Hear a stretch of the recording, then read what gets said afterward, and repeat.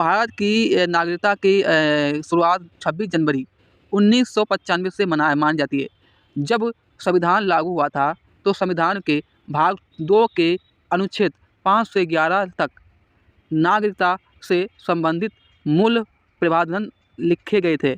यह प्रावधान जैसे बताते हैं कि संविधान लागू होने के दिन किसे भारत का नागरिक माना जाएगा।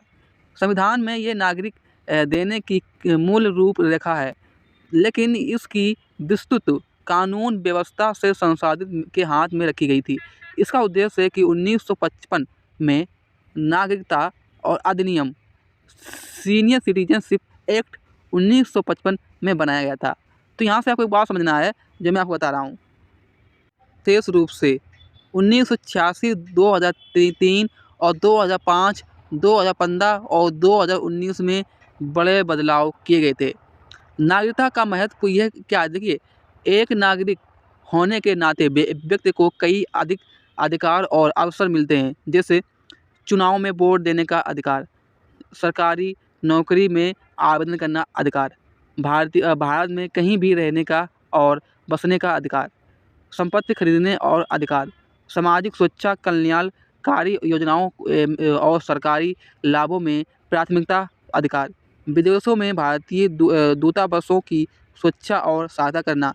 नागरिक भारत की नागरिकता प्राप्त करने के लिए कौन से तरीके हैं, ये भी आपको बात समझना है। मान लीजिए अगर आपके पास भारत की नागरिकता नहीं है और जैसे कि SIR चल रही है और इसमें जैसे कि आपके घर में लोग आएंगे और यहाँ आपके घर में फार्म देंगे, फार्म देने के बाद जब आप उसे भरेंगे तो भरने के बाद आप उसे भर ही नहीं पाएंगे। जब मान लीजिए जब आप इसके बारे में आपको जानकारी नहीं है तो क्या करेंगे लोग, आपको अधिकारी लोग यहाँ से निकाल लेंगे। मतलब इंडिया से आप कहीं दूसरी जगह आपको जाना होगा और आपका वोट देने का कोई भी अधिकार नहीं होगा। मतलब जब आपके पास वोट ही नहीं है तो फिर देखिए, भारत में नागरिकता 5 प्रमुख तरीके से दी जाती है। इन तरीकों से नागरिकता अधिनियम 1955 में विस्तार से समझाया गया था। नंबर 1, जन्म से नागरिकता। 1950 से 1987 तक भारत में जन्म लेने वाला हर व्यक्ति भारत का नागरिक माना जाता है। समझिए बात यहाँ पे हमारी बारी। देखिए क्या बताया गया है कि 1955 से लेकर 1950 से लेकर 1987 तक भारत में जन्म लेने वाला हर व्यक्ति माना जाता है। मतलब 1950 और कितना इसमें फ़र्क आ रहा है, तो इसमें फ़र्क आ रहा है, मैं आपको दिखा दूँ। देखिए करता हूँ 1987 माइनस 1950। अब देखिए यहाँ से आपको समझना है एक बात, मतलब यहाँ पर 37 साल का फ़र्क आ रहा है। कितना आ रहा है? 37 साल का फ़र्क आ रहा है। चलो मैं आपको दिखा देता हूँ अभी यहाँ पर। और इसके बाद बताया गया है कि 1987 से लेकर फिर 2003 तक इसमें कितना बदलाव हुआ है। देखिए मैं चलता हूँ कैलकुलेटर पर और मैं आपको समझाता हूँ। चलो 1987 से लेकर 1903 तक, चलो मैं यहाँ पर डालता हूँ 1987 और माइनस 2003। तो इसमें कितना फ़र्क आया है? इसमें आया है 16 साल का फ़र्क आया है। कितना आया है? 16 साल का फ़र्क आया है। और इसके बाद बताया जा रहा है कि 26 जनवरी से लेकर 1950 से और 1987 के बीच जन्म होने वाला व्यक्ति भारत में जन्म लेने वाला हर व्यक्ति नागरिक है। और अगर आपने 1 जुलाई 1987 कितना 1 जुलाई 1987 से लेकर 3 दिसंबर 2000 के बीच में अगर आपने जन्म लिया है तो नागरिकता तभी माना जाएगा जब बच्चा भारत में जन्म हो और कम से कम एक माता पिता भारतीय नागरिक होना चाहिए।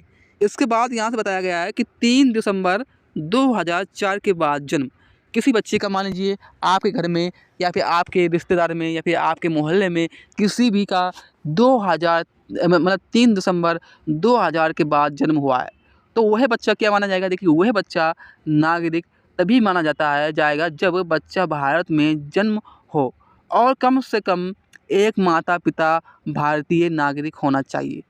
ये बता रहा है कि एक माता पिता आपका भारतीय नागरिक होना चाहिए। मान लीजिए आपके मम्मी रहते हैं विदेश में और आपके पापा रहते हैं इंडिया में, तो चल जाएगा। अगर मान लीजिए आपके मम्मी पापा दोनों में जगह रहते हैं विदेश में और यहाँ पर नहीं रहते हैं इंडिया में, तो फिर आपको ये इसमें प्रॉब्लम आ सकती है।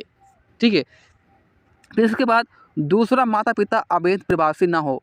जैसे इन बदलावों का मुख्य उद्देश्य अवैध प्रवास और सीमा पर से आने वाले लोगों को संख्या को नियंत्रित करता है। इसके साथ ही नंबर 2 पर एक बताया गया है, नंबर 2 पर गैस आपका है वंश के आधार पर नागरिकता। वंश के आधार पर क्या होता है? देखिए, अगर यदि माता पिता भारतीय हैं लेकिन बच्चा विदेश में जन्म है तो भी भारत की नागरिकता मिल सकती है। यह नियम अधिनियम के सेक्शन 4 में आता है। 1992 से पहले केवल पिता के आधार पर नागरिकता मान्य थी। 1992 के बीच में माँ पिता दोनों में से कोई भी भारतीय हो। नागरिकता का दावा से संभव है कि 2004 के बाद जन्म बच्चे के लिए माता पिता को विदेशी देश भारतीय दूतावास में बच्चे के जन्म को पंजीकरण कराना आवश्यक है। ये बात आपको अच्छी तरीके से समझ लेना है और हो सके तो आपको क्या करना है, एक पेन ले लेना है और एक कॉपी ले लेना है, उस पर लिख लेना है जो मैं आपको बता रहा हूँ। इसके बाद ये तो हो गया है वंश के आधार पर। अब नंबर 3 पर चलता हूँ, पंजीकरण द्वारा नागरिकता। पंजीकरण जैसे क्या होता है, यह नागरिकता उन लोगों को दी जाती है जिनका भारतीय से कोई विशेष संबंध, जैसे भारतीय मूल लोग, किसी भारतीय नागरिक से विवाह करने वाले लोग, जैसे 7 साल भारत में रहने के बाद आवेदन करने वाले विदेशी नागरिक, भारत में ही रह रहे प्रवासी भारतीय OCI धारक नहीं है। इस प्रक्रिया में डॉक्यूमेंट्स का सत्यापन, गृह मंत्रालय की अनुमति और सुरक्षा एजेंसियों की जांच शामिल होती है। और NRC 2000 में नागरिकता अधिनियम में बड़ा संशोधन हुआ था। इसमें NRC national registration of citizen को कानून मान्यता दी गई थी। देश भर में NRC लागू करने के लेकर राजनीतिक और सामाजिक बहस अभी भी जारी है।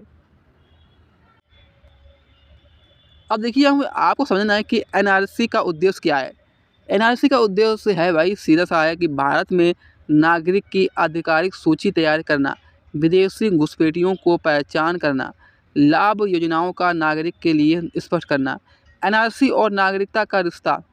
NRC एक दस्तावेजी प्रक्रिया है जो नागरिकता साबित करने के लिए आवश्यक कागजात की मांग करती है। अगर कोई भी व्यक्ति दस्तावेज पाए है तो उसका स्थिति जटिल हो सकता है।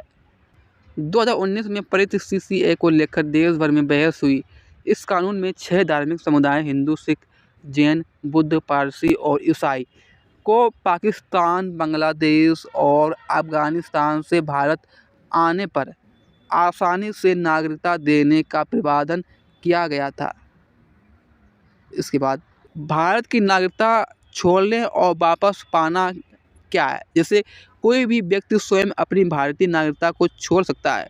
इसके लिए विदेशी नागरिकता लेना आवश्यक है क्योंकि भारत में दोहरी नागरिकता नहीं मिलती है। नागरिकता समाप्त करना, जैसे सरकार किसी भी व्यक्ति का नागरिकता समाप्त कर सकती है यदि उसके धोखाधड़ी से नागरिकता ली हो, जैसे कि देश विरोधी गतिविधियों में शामिल हो, युद्ध के समय दुश्मन उस देश की सहायता की हो। तो ऐसे में आप लोगों की ये वीडियो आपको बहुत पसंद आई होगी, तो वीडियो को ज़्यादा से ज़्यादा शेयर करें अपने दोस्तों के पास, जैसे व्हाट्सएप पर और इंस्टाग्राम पर, फेसबुक पर, और हो सके तो इस वीडियो पर अगर आप नए हैं तो इस यूट्यूब चैनल को सब्सक्राइब भी कर दें।